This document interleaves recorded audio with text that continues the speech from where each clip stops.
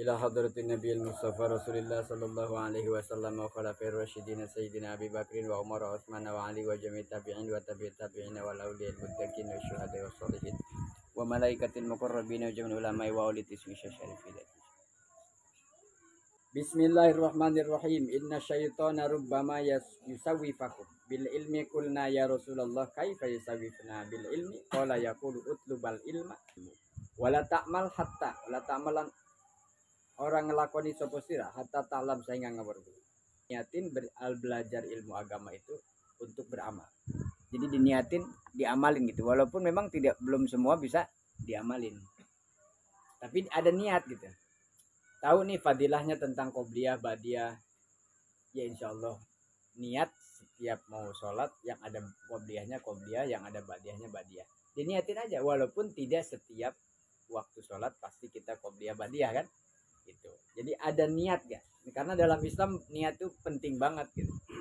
Ada keinginan tersirat di hatinya mau berbuat sesuatu kebaikan nih. Ternyata tidak sampai dilakukan kebaikan itu karena ada uzur syariat. Ya jadi nih, tapi niat tadi sudah dicatat satu kebaikan. Tapi kalau niat buruk baru ada keretek di hati belum dicatat. Kapan dicatatnya? Sampai betul-betul dilakukan kemaksiatan, keburukan baru catat. Kalau enggak. Itu adil. Mencari ilmu harusnya la ta'mal hatta ta'lam. Disiplin dalam ilmu agama itu tidak melakukan satu amal perbuatan kecuali setelah tahu ilmunya. Singkat kan? Sederhana. Orang belajar itu sampai paham. Setelah paham baru amalkan. Jadi jangan mengamalkan suatu amalan sebelum tahu ilmunya. Kenapa? Nanti kalau belum tahu ilmunya itu sudah jadi kebiasaan. Misalnya ada orang wudunya tidak sesuai fardu wudu. Kita ingatkan itu susah. Kenapa? Udah biasa begini Pak, saya dari dulu. Kenapa begitu? Ya kan saya nggak ngerti. Bahwa saya ikut-ikutan aja lihat orang wudu gitu saya ikutin. Ini bahayanya maksudnya. Jadi paham ilmu itu supaya apa? Mengamalkannya tidak sia-sia. Kan sudah ada. Man amila bi ghairi ilmin mardudatun la tuqbalu. Orang yang beramal agama, syariat apa saja, tidak didasari kepada keilmuan, mardudah tertolak, la tuqbalu tidak diterima. Bahasa singkatnya sia-sia. Gawe capek teka pake. Ngaduk ti isuk tepi ka sore. Tadi hitung seperak-perak acan, tadi rokokan, tadi kopian, tadi daharan. Di daharan saya udah. Gak dikasih makan. Dan gak ada gaji itu. Ya kecuali sedekah jariah misalnya. Apa namanya? Kayak bangun masjid. Tapi kan masa ya makan gak ada? Ada, minum ada. Ibadah itu kewajiban, tetapi tidak diperintah orang ibadah kecuali harus tahu cara ibadah. Sehingga apa? Kalau nggak tahu caranya nanti bisa mirip-mirip apa ibadahnya beda-beda gitu orang. Terus sesuai selera. Pak, saya mau takbirnya yang enak gini Pak nih sambil meregangkan otot. Allah. Boleh nggak? Boleh kan, yang penting kita takbir. Tuh, alasannya cuma itu. Gimana kalau misalnya saya takbir sambil gini babatak? Allah. Gitu. Sami Allahu liman hamidah. Boleh bebas. Yang penting mah sholat jangan ditinggal. Coba kalau gitu semua orang wudhu lagi dingin Pak ini cuacanya, subuh-subuh saya tayamum aja. Kan ada di kitabnya bahwa kalau tidak bisa dengan air dengan tayamum boleh kan. Oh coba dalilnya ada. Waduh sudah. Jadi orang akhirnya serampangan ngamalin agama semau mau, padahal agama itu punya Allah yang aturannya juga Allah bikin. Dibuatlah modelnya, contohnya siapa? Nabi Muhammad Shallallahu Alaihi Wasallam. Ya modelnya Rasul, ikut aja. Nah Rasulnya nggak ada Pak, saya nggak ngalamin. Ada nggak makolahnya, perkataannya, hadisnya, sunnahnya, bagaimana Rasul dulu melakukan itu? Ada Pak, diceritakan dalam kitab ini. Oh ternyata ada satu peristiwa yang Rasul tidak melakukan. Coba lihat di zaman sahabat ada nggak? Namanya apa? Asar. Ucapan perbuatan para sahabat namanya asar. Ucapan perbuatan Rasul namanya hadis. Nah, nggak ada nih makolahnya para ulama. Nah, jadi di mana ditemukan itu semua? Ya di tempat ngaji, di tempat kajian. Kalau enggak ya nggak tahu. Nah, maka itu la ta'mal hatta ta'lam. La ta'mal hatta ta'lam. Jangan melakukan sesuatu amalan sebelum engkau mengetahui ilmunya. Sebab kalau nekat, ya pasti ada efek. Resikonya ada. Coba-coba kan. Motor saya kok mati lama, nggak hidup-hidup, ini udah 2 tahun. Saya coba dibongkar mesinnya. Bisa, kuncinya beli dibongkar semua mesin. Udah berantakan di bawah, bingung masangnya gimana. Akhirnya ujungnya apa? Manggil tukang mekanik lah, dipanggil tukang bengkel. Ada apa?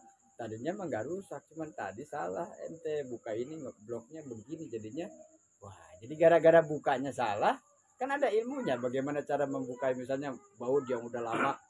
Kan kita udah digetok di apa? Dia tanya pakai getok obeng itu yang ada pernya kan? Tak tak. Nah, gampang ya. Wa qala Ibnu Mas'ud, Ibnu Mas'ud mengatakan, laisal ilmu bikasrotir riwayah. Saya kadang manain kadang enggak biar ngambil simpelnya.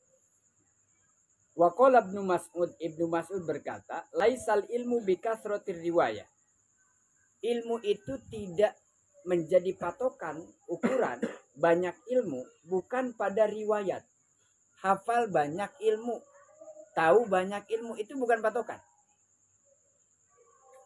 Kitabnya banyak, ngajinya banyak, mondoknya bertahun-tahun, pengetahuannya luas, di mana ada kajian di situ dia hadir, catatannya banyak.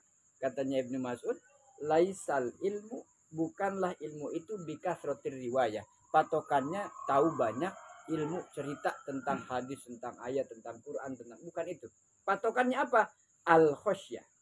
Innamal ilmu al-khosyah. Orang cirinya berilmu atau tidak itu ada rasa takut di dalam hatinya.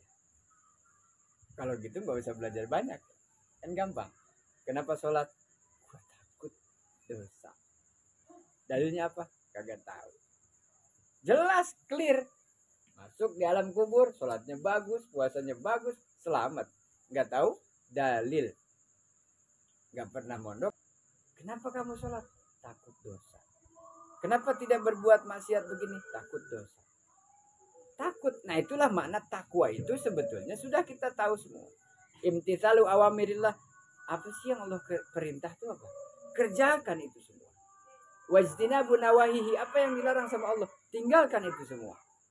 Ya, saya mau itu aja yang penting. Tanya, Pak, gini boleh nggak? Sama Pak Ustaz, sama Pak Kiai tanya. Nggak boleh ya, dalam agama dilarang. Oh ya sudah. Kenapa kamu nggak gitu? Nggak boleh dalam Islam. Ya udah, tinggalin. Dalilnya apa? Kagak dalil-dalilan, saya nggak ngerti, tanya Pak Ustaz. Itu lebih aman dibanding tahu banyak ilmu, tahu banyak kitab, punya banyak referensi, cerita makolah, semua ditulis, dicatat sampai diupload, tapi tidak ada pengamalannya. Tidak ada rasa takut sama Allah. Apa bukti tidak rasa takut sama Allah? Tidak hati-hati. Ini hukum namanya apa? Hukum kausal, sebab akibat. Kenapa orang harus takut? Harus ada rasa khosyah kepada Allah, rasa takut yang banget. Karena dengan takut itu dia hati-hati. Seperti orang takut kepada binatang buas. Sudah tahu di hutan ini nih pasti ada binatang buas. Dia akan hati-hati, peka. Penglihatannya, pendengarannya, suara harimau. Langsung kepikiran di sini. Mati. Tuh. Tahu-tahu mati aja. Karena kebayang sama dia. Nah, kalau tahu ada risiko begitu, berarti dia akan antisipasi. Ini jangan, ini jangan, ini jangan. Dalam kehidupan banyak peluang-peluang kita bermaksiat kepada Allah. Baik hubungannya langsung dengan Allah seperti meninggalkan kewajiban sholat. Itu kan maksiat kepada Allah. Atau secara batin maksiatnya apa? Aral, ngeresula. Tidak terima tentang keadaan saya hari ini. Nah, aku sih kayak gini banget hidup gue. Itu kayak biasa aja ngomong nyasal gitu. Kenapa harus hati-hati? Lah kan Allah Maha mendengar, Pak. Jangankan diucap, di hati ada kata-kata nggak enak nih dalam hati nih. Allah kok kayak nggak adil ya. Saya tuh kurang apa sholatnya, ibadahnya ngaji. Nah itu begitu tuh, Allah dengar. Ini maksiat batin. Makanya kenapa wudhu itu adalah sarana orang mensucikan dari dosa-dosa. Apa yang pernah diucapkan sama mulut nih, ada lidah, ada gigi, ada rahang, ada rongga, ini dosa semua karena ngomong gak baik tadi. Duhur datang dia kumur-kumur 3 kali, rontoklah dosa dari mulut. Tapi kan ntar abis zuhur dia ngomong lagi yang gak enak, yang gak bagus-bagus. Ntar ketemu asar. Jadi hari-hari kita itu harusnya nunggu waktu sholat. Ya Allah, dosa pagi ya. Asar, ntar cuci. Jangan alasan nantikan dosa lagi. Jangan, selama tidak disengaja, dosa itu terus diampuni sama Allah. Asal tidak sengaja. Kalau sengaja kan sengaja, lain cerita. Nanti juga kotor lagi Pak baju nih kalau perlu dicuci. Ya cuci lagi kalau kotor. Asal jangan sengaja dinodai, dikotori. Caranya begitu. Maka kepada Allah itu sama. Ketika orang takut kepada Allah, nanti muncul ada sikap namanya al-ihtiyat. Hati-hati. Karena hati-hati, maka dia tidak sembarangan. Mau melakukan amal, katanya tidak boleh. Kalau belum tahu ilmunya. Gimana Pak kalau nggak tahu berarti caranya? Bertanya. Pak, saya tadi lagi kerja, ini kena luka, kena golok. Terus saya kasih isolasi apa namanya? Lakban apa? Nah, itu Hansaplast dikasih itu ya, perban atau apa karena luka. Terus Pak, wudunya ini harus dibuka apa enggak ya? Nah, begitu dibuka apa enggak ya? Tanya, nanti dijelasin. Tapi kalau nggak tanya dia akan pakai logikanya. Kan Allah juga maklum orang ada luka, ya nggak usah dibasuh, berarti gini doang. Kata siapa? Ya pikir aja logikanya. Loh, kok logika? Logika itu kalau nggak ada dalilnya baru boleh mikir. Gimana caranya bikin jendela sudut? Rumah model sekarang ada nggak jendela sudut? Nggak usah cari dalil, langsung pikirin aja serakah. Dalilnya di kitab apa? Kagak ada jendela sudut. Bab jendela sudut ada nggak di kitab tentang pembangunan? Nggak usah, itu pikir pakai akal. Kalau di sudut aman nggak? Berapa luasnya atau kecekungannya, lekungannya, lengkukannya, atau gimana lah. Langsung aja logika. Yang gitu-gitu logika boleh. Tapi kalau soal ibadah nggak bisa. Coba logikanya kan Allah Maha Pengasih nih. Masa iya nggak kasihan orang kita ini ada lukanya? Masa iya nggak dimaafin? Iya, Allah Maha Pemaaf, tapi ya tahu diri. Tahu nggak caranya gimana kalau ada perban? Batasannya apa? Elat kenapa tidak boleh tertutup daripada air menyentuh kulit? Itu ada batasannya. Tembus air apa tidak? Itu dulu tahu. Apa tadi namanya? Handy Plus, apapun mereknya, tembus air apa enggak? Kalau dipasangkan di sini terus diguyur air, tembus enggak? Ya tembus. Berarti diguyur atasnya aja sah, nggak usah dibuka. Atau caranya ketika mau diperban, bersihkan dulu dari kotorannya, barangkali ada najis. Kalau sudah ditutup, nanti yang dianjurkan harus dibasuh, yang wajib cukup luarnya aja, nggak usah dibuka semua. Tapi ada lagi yang saya tahu, enggak, saya mau buka aja. Dulu kan ada Nabi Ayub, kalau mau sholat diambilin belatungnya. Itu Nabi Ayub. Korengan sebadan, tembus sampai ke tulang. Saking kasihan nggak mau membunuh hewan satupun selama hidupnya. Itu kalau ada yang mau, kalau ada mau ibadah supaya nggak ada kotoran dalam badan, diambilin satu-satu belatungnya, taruh di mangkok, nanti habis sholat dimasukin lagi. Itu Nabi Ayub. Nabi Sulaiman bicara dengan semut. Nabi Sulaiman. Iya, Nabi Sulaiman kan di Quran kan ada ceritanya. Emang saya bohong? Benar kan? Nabi Sulaiman.